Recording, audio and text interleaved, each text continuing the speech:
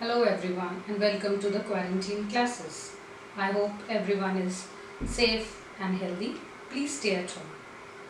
So to help you people continue with your studies, I am here to explain the first poem from the class 10th book, First Flight.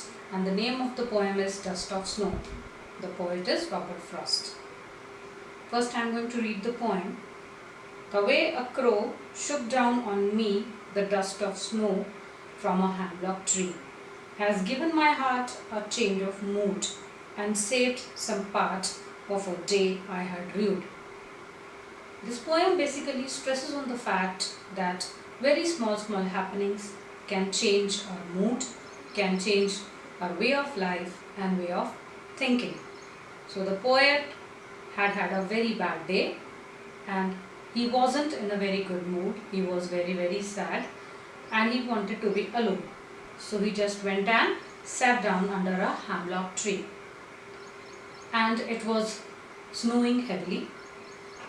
The way a crow shook down on me, and suddenly from somewhere a crow came and sat on the branch of the hemlock tree.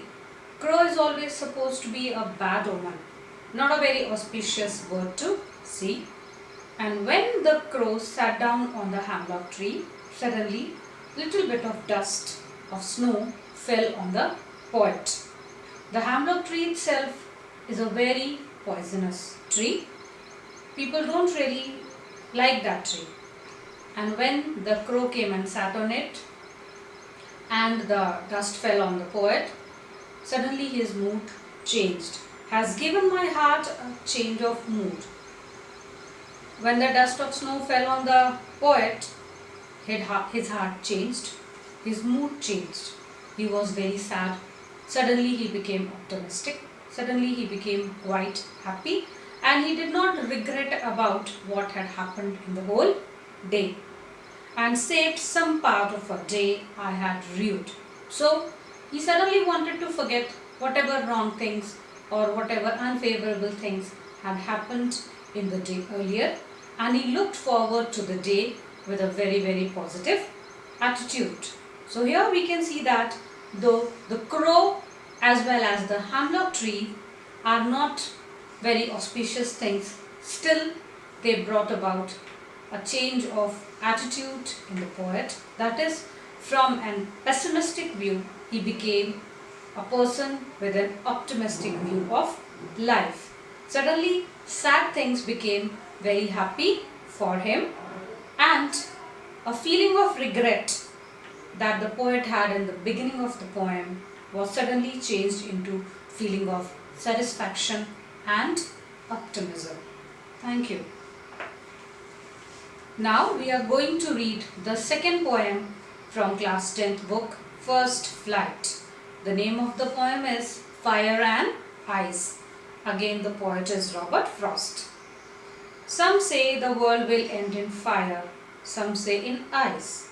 From what I have tasted of desire, I hold with those who favor fire.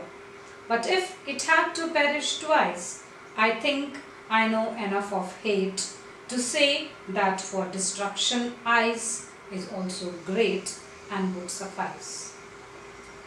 The poem is about what are the things that can destroy the world, that can make the world perish, and two things that according to poet are enough to destroy the world are fire and ice. Fire and ice, especially the fire, happens to be a very dynamic word. It is a very powerful energy. But when we use it in a daily life, it is very useful, that is very constructive. But when it crosses a limit, it becomes very dangerous, causing forest fires, causing lot of destruction. And the same goes with ice. In the poem, the fire just doesn't mean the fire that we use. Fire means passion of desire, greed, lust. And ice means hatred, coldness towards a person, insensitivity, indifference and intolerance. Let's see the first line. Some say the world will end in fire. Many people keep on saying that the world is going to be finished, it is going to perish.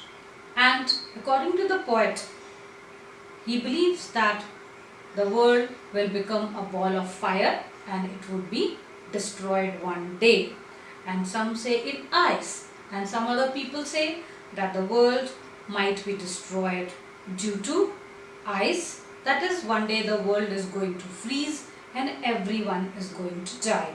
From what I have tasted of desire, the poet says that what he has tasted means experienced. He says what I have experienced, or rather what I know about desire, I hold with those who favor fire. And the poet says, I agree with the people who say that fire is going to destroy the world, because I know how powerful or how destructive desire is. Desire is actually greed. It is lust for gaining anything.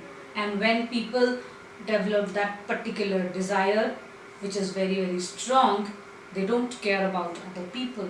They do not even care about the people who are being harmed when they want to actually win. That is why the poet feels that the world can perish due to fire itself. There is no need of anything else. There is no need of any other destructive force. Just the desire and the passion is enough to destroy the whole world. But if it had to perish twice, but he says that if the world has to be destroyed twice, then I think I know enough of hate. So he says hatred is more than enough to destroy the whole world again. To say that for destruction, ice is also great. And the poet says that for destroying anything, ice is also great. When we become insensitive and indifferent to the people around us, the people are literally killed, because you no longer care about those people. When you become indifferent, when you show coldness toward the people, they literally may not die, but they are so much hurt inside that they feel like as if they are dying. That is why hatred is a very strong force to destroy the whole of the world. To say that for destruction, ice is also great. So he says ice is also as powerful as fire, because it can also destroy the whole world and would suffice. And he says that ice is sufficient enough on its own to kill the whole world, to perish the whole world, to destroy the whole world. So what basically the poet wants to say is that our emotions are very, very powerful. They can bring happiness to the people around us, or they can make them sad.